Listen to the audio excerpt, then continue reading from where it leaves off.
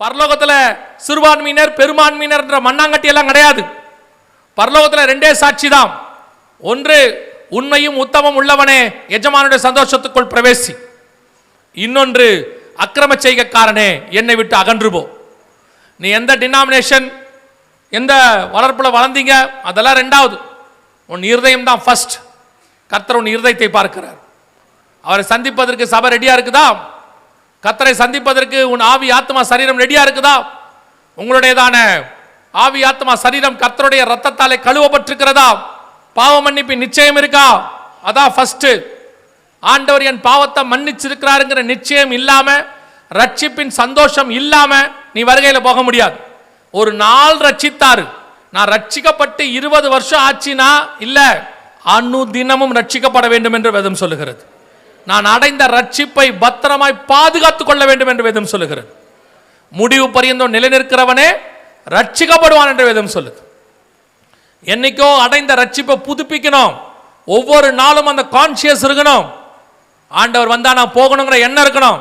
20 வருஷத்துக்கு முன்னாடி ரட்சிக்கப்பட்டேன், அந்த 20 வருஷம் முன்னாடி உள்ள ரட்சிப்பின் எக்ஸ்பீரியன்ஸ்ல வாழ்றவங்க நிறைய பேர் இருக்கிறாங்க.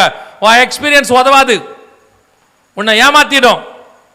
ஆனா ஒவ்வொரு நாளும் தேவ சமூகத்தில் காத்திருந்தினா அது உன்னை கொண்டு போய் பரலோகத்தில் சேர்த்துரும். ரெண்டாவது, பிதா குமாரன் பரிசுத்தாவின் நாமத்தினாலே தண்ணீர்ல மூழ்கி ஞானஸ்நானம் எடுத்திருக்கணும். வேற எந்த ஞானஸ்நானமும் பைபிள் சொல்லல. ஞானஸ்நானத்தை எடுக்கணும், எடுக்காமையும் இருக்கக்கூடாது. ஒரு சிலர்லாம் கேட்கிறான், கல்ல ஞானஸ்நானம் எடுத்தானா அப்படின்னு ஒரு அறிவுபூர்வமான கேள்வி ஒன்று கேட்பாங்க. கல்ல ஞானஸ்நானம் எடுக்கல, பக்கத்தில் தொங்கின இயேசுநாதர் எடுத்தாரா இல்லையா? பக்கத்தில் நடுவில் சிலுவையில் தொங்கின இயேசுநாதர் எடுத்தாரா இல்லையா? இப்போ உங்க ரோல் மாடல் யாரு? கல்லனா இயேசுநாதரா? ரோமர் 8:29 சொல்லுது, குமாரனின் சாயலுக்கு ஒப்பாய் இருக்கும்படி கர்த்தர் உன்னை அனுப்பினார். அப்ப இயேசுவை மாதிரி நீங்க மாறணுமா, கல்லனை மாதிரி மாறணுமா? இயேசு ஞானஸ்நானம் எடுத்திருக்கிறார் தண்ணியில மூழ்கி, அதை எடுக்கணும், அவ்வளவுதான். இந்த குவெஸ்டின் கேட்கறான்ல ஏன் அப்படின்னு, அதுவே ரிபலிங் ஸ்பிரிட். விசுவாசம் எனப்படுவது யாதெனில், விசுவாசம்னா என்ன தெரியுமா? நம்பப்படல் மேல் உறுதியும் காணப்படாத மேல் நிச்சயம். கர்த்தர் சொன்னா செய்யணும், அவ்வளவுதான் விசுவாசம். உலகம்தான் சொல்லும் அப்படிலாம் செய்ய முடியாதுன்னு, பைபிள் சொல்லும், சொல்லும் அடியேன் கேட்கிறேன், அவ்வளவுதான். தண்ணியில மூழ்கி ஞானஸ்நானம் எடுக்காதவங்க ஞானஸ்நானத்துக்கு ஒப்பு கொடுங்க. ஆண்டவர் வருகிற காலம் சமீபமாயிற்று. ஒருவன் ஜலத்தினாலும் ஆவியினாலும் பெறவாவிடில் பரலோக ராஜ்யத்தில் பிரவேசிக்க முடியாது. மூன்றாவது, எபேசியர் 4:30 சொல்லுது, மீட்கப்படும் நாளுக்கென்று முத்திரையான பரிசுத்த ஆவியை துக்கப்படுத்தாதிருங்கள். மீட்கப்படும் நாளுக்கென்று முத்திரை பரிசுத்த ஆவியானவர். பரிசுத்தாவின் அபிஷேகம் பெறாம வருகையில போக முடியாது. ஆவியானவர் உன்னை நிரப்பி இருக்கிறாரு, ஆவியானவர் உனக்குள்ள இருக்கிறாருங்கிற நிச்சயம் இருக்கணும். அவர் வந்து உங்களுக்குள்ளே வாசம் பண்ணுவார்னு வேதம் சொல்லுது. நான் போய் சத்திய ஆவியாகிய அவரை உங்களிடத்தில் அனுப்புவேன் ஆண்டவர் சொன்னார். அவர் உங்களுக்குள்ள இருக்கிறாரா? அபிஷேகம் பெற்றிருக்கிறீங்களா? இல்லை என்று சொன்னால் அபிஷேக கூட்டத்தில் கலந்து கொள்ளுங்கள். அப்படியும் வர முடியாத சிச்சுவேஷன் அப்படின்னா, வீட்டில் யாரும் இல்லாத போது நல்லா கதவை சாத்திட்டு முழங்கால் போட்டு ஊக்கமாக ஜோம் பண்ணுங்க. மாம்சமான யாவர் மேலும் என் ஆவியை ஊற்றுவேன் என்று கர்த்தர் வாக்கு பண்ணி இருக்கிறார். அந்த தேவன் உங்களையும் நிரப்ப போதுமானவராய் இருக்கிறார். நாலாவது, அப்போஸ்தலர் நடவடிக்கைகள் 2:40 சொல்லுது, மாறுபாடான சந்ததியை விட்டு விலகி உங்களை ரட்சித்துக் கொள்ளுங்கள் என்று சொல்லி. உங்களுக்கு உலகத்துக்கும் வேறுபாடு இருக்கணும். மாறுபாடான சந்ததியை விட்டு வரணும்.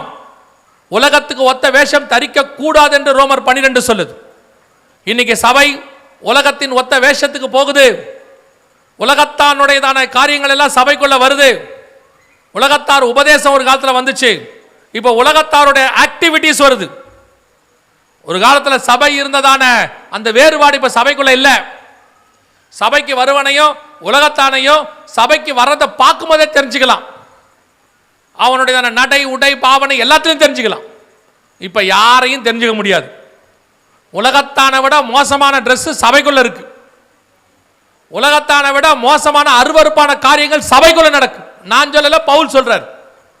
புறஜாதியாருக்குள்ளும் காணப்படாத அருவருப்புகள் உங்களுக்குள் காணப்படுகிறதேன்னு ஆண்டவர் சொல்றார். இன்னைக்கு அது இருக்கு சர்ச்சுக்குள்ள, சபைக்குள்ள. உலகத்தின் ஆராதனை அன்னைக்கு ஒரு அந்நிய அக்கினியை கொண்டு வந்த உடனே, நாதாபாபி கொண்டு வந்த உடனே கர்த்தர் அடித்தார்னு இருக்கு. இன்னைக்கு கிருபையின் காலம். உலகத்தின் மியூசிக்கு, உலகத்தின் ஆட்டம், உலகத்தில் இருக்கிற கேலி, உலகத்தில் இருக்கிற களியாட்டம், உலகத்தில் இருக்கிற கூக்குரல், உலகத்தில் இருக்கிற அரசியல், உலகத்தில் இருக்கிற அருவருப்பு எல்லாத்தையும் சபைகளை கொண்டாராம். கர்த்தர் கிருபை உள்ளவர், பொறுத்துக்கிட்டு இருக்காரு.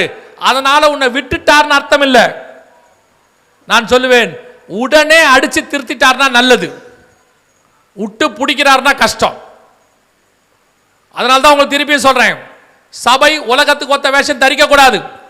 ஊழியம் பண்றவங்களுக்கு சொல்றேன், நீங்கள் விசுவாசியை கவருவதற்காக ஊழியம் பண்ணாதிருங்கள். சபை விசுவாசியை திருப்திப்படுத்துவதற்கு அல்ல, தேவனை திருப்திப்படுத்துவதற்கு தான் ஊழியம். You want to satisfy the God. இன்னைக்கு வரவங்கள விசுவாசிகளை எப்படி தக்க வச்சு கொள்ளலாம்? யாராவது ஊழியத்தை கூப்பிட்டாங்கன்னா தாளந்த பயன்படுத்தினா திருப்பி கூப்பிடணும், தாளந்து பயன்படுத்தாதீங்க. இருக்கிறத சத்தியத்தை சத்தியமா பேசுங்க. கர்த்தர் சொல்றதை செய்யுங்க. இவன் எவனோ உங்களை நியாயம் தீர்க்க போறவன் கிடையாது. நியாயம் தீர்க்கிற ஒருத்தர் அங்கே உட்கார்ந்து இருக்கிறார். அவருக்கு நீங்கள் உண்மை உள்ளவர்களா இருந்தா போதும்.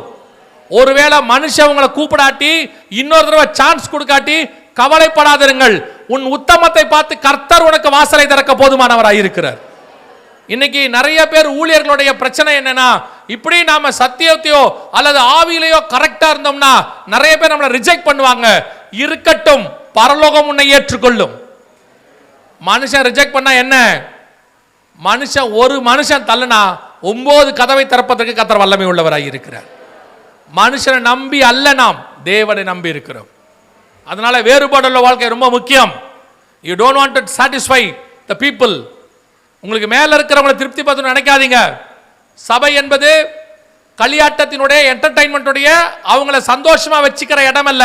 சபை என்பது வந்தவர்களை மறுரூபமாக்குற இடம், பலிபீடம் இருக்கிற இடம், வரவனை சுட்டெரித்து அவருடைய மாம்சத்தை எரித்து ஆவியாய் மாத்துகிற இடம். அந்த மாதிரி தான் ஊழியம் பண்ணணும்.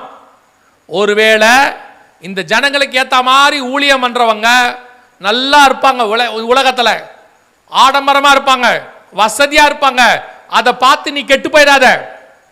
அதை பார்த்து கெட்டு போயிடாத. ஐயோ இப்படிலாம் இருந்தாதான் நாமளும் பெரிய ஆள் ஆகணும்னு நினைக்காத. அவர்கள் ஒரு நாள் பூவை போல உலர்ந்து போவார்கள். நீயோ ஒலிவ மர கன்றை போல அந்த வெள்ளத்தை தாண்டி வளருவாய். கொஞ்ச நாள் எடுக்கும், ஆனா கர்த்தர் உன்னை ஓங்கி வளர பண்ணுவார். உலகத்துக்கு ஒத்த வேஷம் தரிக்காதிருங்கள், பாவத்துக்கு ஒத்து போகாதிருங்கள், ஆண்டவருக்கு முன்பாக உண்மை உள்ளவர்களாயிருங்கள். கர்த்தர் வருகையிலே உம்மை சேர்த்துக்கொள்ள வல்லமை உள்ளவராயிருக்கிறார்.